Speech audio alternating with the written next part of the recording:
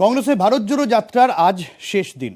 শ্রীনগরে শেষ হলো ভারত জোড়ো যাত্রার শেরি কাশ্মীর স্টেডিয়ামে সমাপ্তি অনুষ্ঠানে রাহুল গান্ধী বক্তব্য রাখছেন এবং অবশ্যই সঙ্গে তুষারপাত।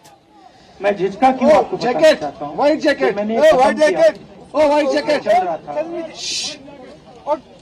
ओ तो चेयर पे हमारे खड़े साथ हो एक व्यक्ति थे, उन्होंने मुझे मेरे कान में बोला, राहुल जी यार, अरे उसको नीचे करो। जैकेट ये बच्चे गंदे हैं, नीचे उतरो यार। इनके पास एक आपको तो ऐसे चेयर पे जाना खड़ा नहीं होकर चाहिए। ताली बजा रहे हो। तो मैंने उनसे कहा वो आपसे और मुझसे दोनों से साफ है।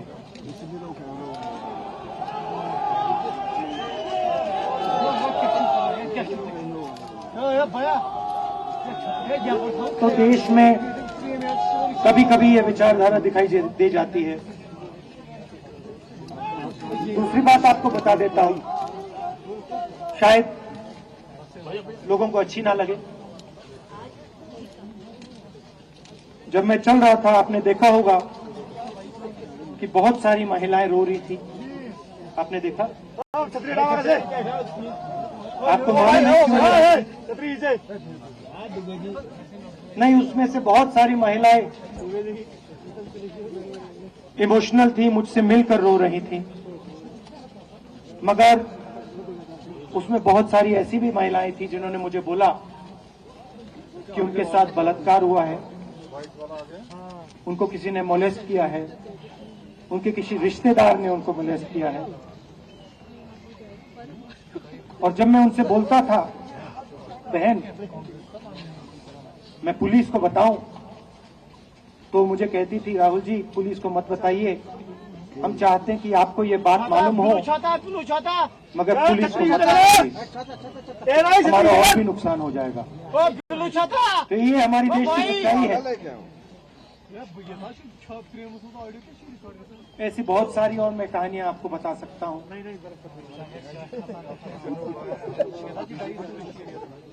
तो फिर मैं कश्मीर की ओर आ रहा था और मैं सोच रहा था कि इसी रास्ते पे मैं नीचे से ऊपर जा रहा हूं। मैं सोच रहा था कि इसी रास्ते से सालों पहले मेरे रिश्तेदार नीचे से ऊपर आए, सॉरी ऊपर से नीचे आए, कश्मीर से इलाहाबाद गंगा की ओर।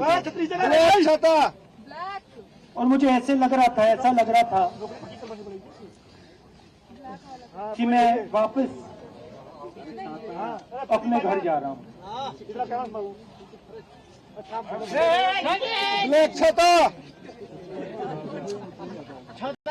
घर मेरे लिए जब से मैं छोटा था, मैं सरकारी घरों में रहा हूं, मेरा अपना घर नहीं है। तो मेरे लिए घर, जिसको जो स्ट्रक्चर होता है, उसको मैंने कभी घर नहीं माना। वो मेरे लिए, मैं कहीं भी रह लूं, वो एक इमारत होती है, वो घर नहीं होता। घर मेरे लिए एक जीने का तरीका है, एक सोचने का तरीका है। नीचे करो। सुनता नहीं है यार। और यहाँ पे जिस चीज को आप कश्मीरियत कहते हो, उसको मैं अपना घर मानता हूं। अब ये कश्मीरियत है क्या? ये जो शिव जी की सोच है एक तरफ, और थोड़ी सी गहराई में जाएंगे तो उसको शून्यता कहा जा सकता है। अपने आप पर, अपने अहंकार पर, अपने विचारों पर आक्रमण करना, और दूसरी तरफ इस्लाम में जिसको शून्यता यहां कहा जाता है, वहां फना कहा जाता है। सोच वही है। इस्लाम में फना का मतलब अपने ऊपर आक्रमण, अपनी सोच पर आक्रमण, जो हम अपना किला बना देते हैं कि मैं ये हूं, मेरे पास ये है, मेरे पास ये ज्ञान है, मेरे पास ये घर है, उसी किले पर आक्रमण करना, वही है शून्यता, वही है फना। और इस धरती पे ये दो जो विचारधाराएं हैं,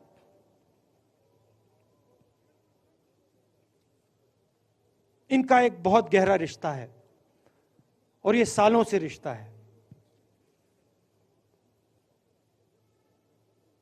जिसको हम कश्मीरियत कहते हैं। यही सोच बाकी स्टेट्स में भी है। गांधी जी वैष्णव जनतों की बात करते थे, जिसको हम यहां शून्यता, फना कहते हैं, उसको गुजरात में वैष्णव जनतो कहा जाता है। असम में शंकर देव जी ने भी यही बात कही। कर्नाटक से हमारे यहां जो लोग आए हैं, वहां बसवा जी ने ये बात कही। केरल में नारायण गुरु ने ये बात की। महाराष्ट्र ने ज्योतिबा फुले जी ने ये बात की। और यहां इसको हम कश्मीरियत कहते हैं। लोगों को जोड़ना और दूसरों पर आक्रमण नहीं करना, अपने आप पर आक्रमण करना, अपनी कमी देखना।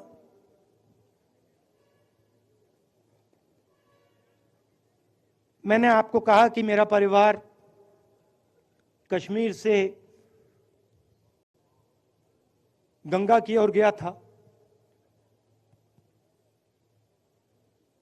इलाहाबाद संगम के बिल्कुल किनारे वहां पास में हमारा घर है।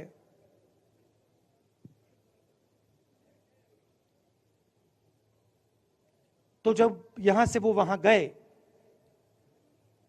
उन्होंने कश्मीरियत की जो सोच थी उसको गंगा में डाला था।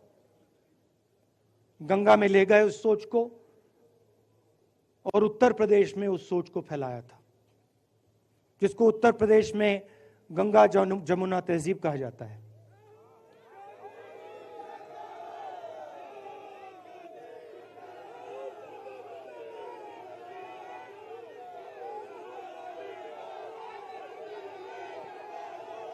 तो उन्होंने, मेरे परिवार ने छोटा सा काम, कोई बड़ा काम नहीं किया।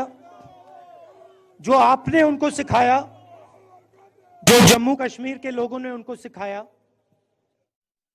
প্রবল তুষারপাতের মধ্যে